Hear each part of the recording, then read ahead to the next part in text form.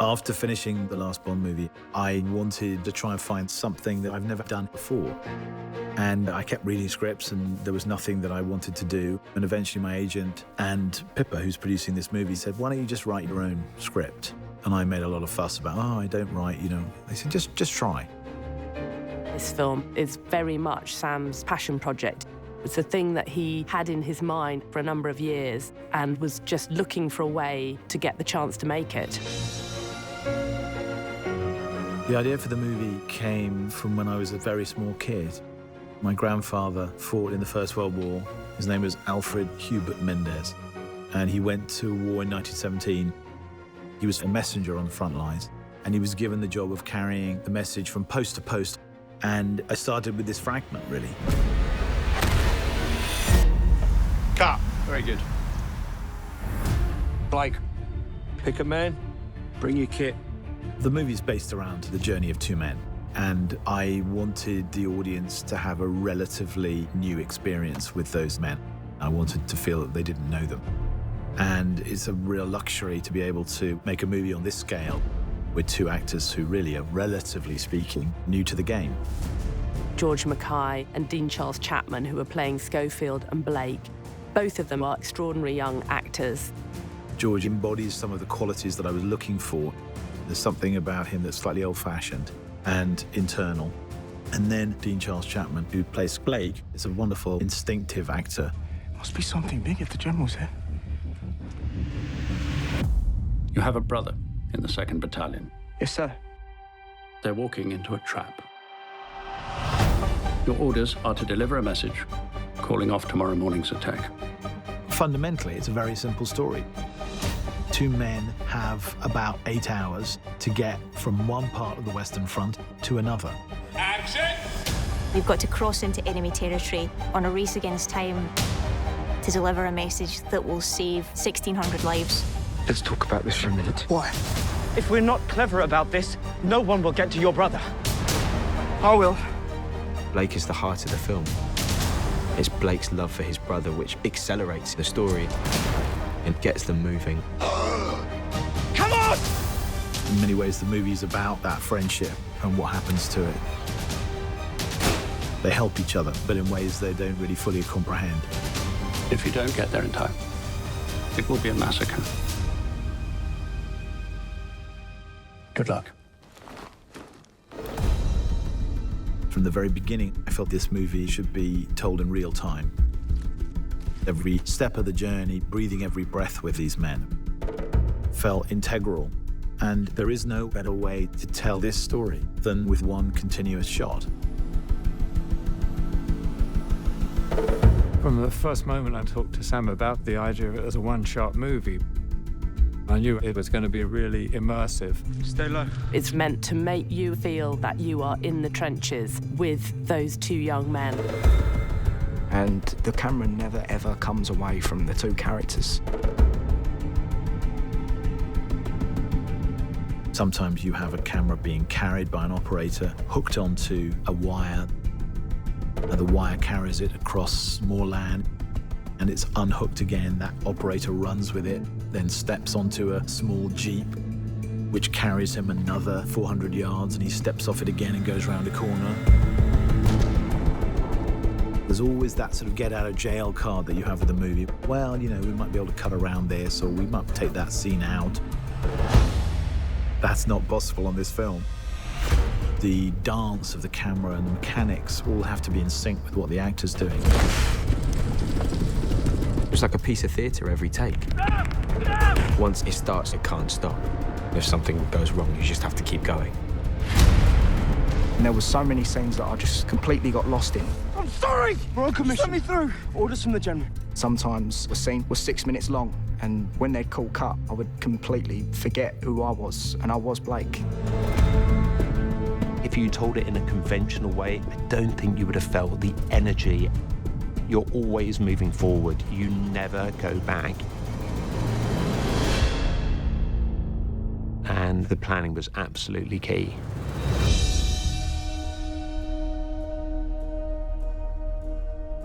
The challenges of prepping this movie are the challenges of prepping a normal movie times about 5. We had to measure every step of the journey. In the early days of rehearsing, me and Jules, Sam and Roger turned up to this open field that was pretty much nothing there other than grass. And we had the script in our hand and we literally just walked and talked every single scene to see how long it took us to get from A to B. The scene has to be the exact length of the land, and the land cannot be longer than the scene, and the scene cannot be longer than the land. And so you have to rehearse every line of dialogue on location. And that's where it overlaps with doing theatre, because the world has to be crafted around the rhythm of the script. We had a lot of group conversations about the sets, whether it was over models or illustrations that Dennis had done. We wanted to understand the physicality of what we had to build. We built over a mile of trenches. To dig it was quite a task. When we were digging, we were still doing rehearsals, we were still staking out the trench lengths so that we could hone in the exact distances that we needed.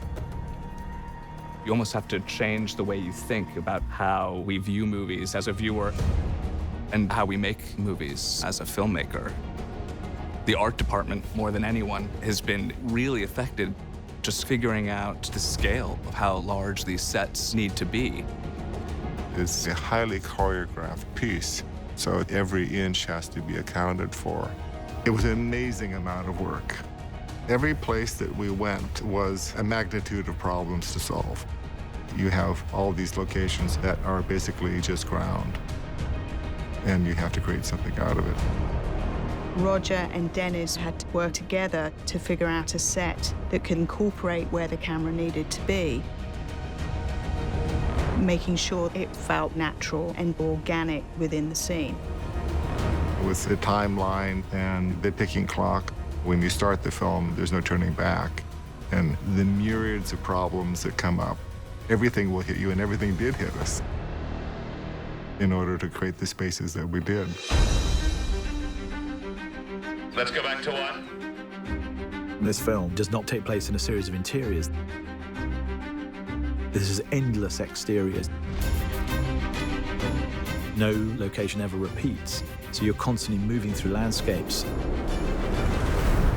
Being such an exterior movie, we're very dependent on the light and the weather. And we kind of realized, well, for a start, you can't really light it. Action.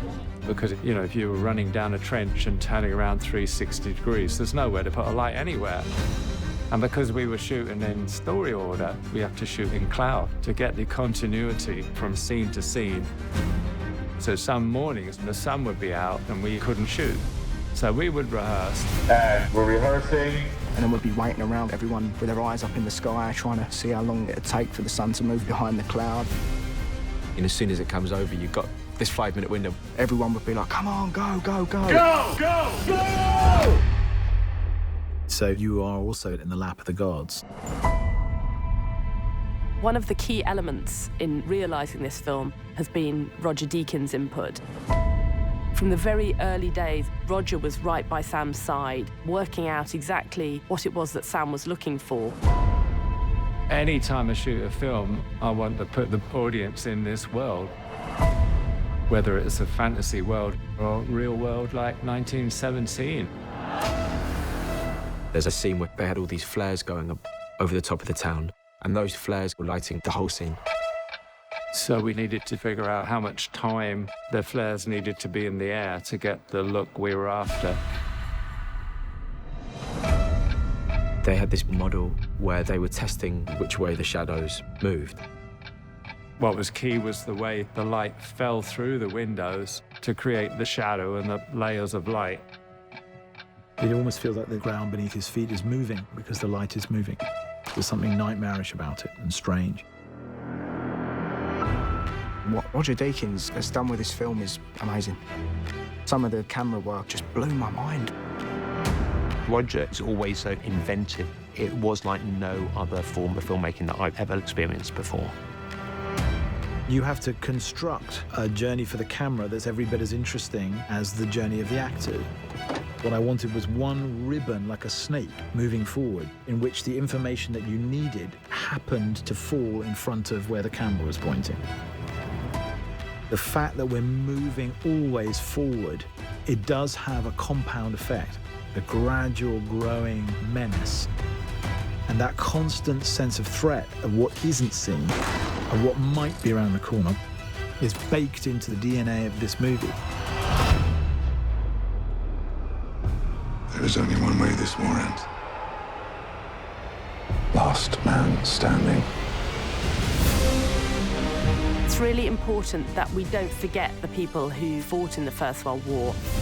There's a duty to remember them and remember what they did. The things that these soldiers go through are horrendous. It's intimate in a way that I don't think any other war movie I've seen is. Until you actually see it on a screen, you don't really realize how immersive it is and how that technique kind of draws you into it. For me, engagement is very important, and that is behind the way in which we've decided to shoot this film. At the end of the day, you just hope you made something special that people feel personally about. When you achieve that, it's really beautiful and exhilarating.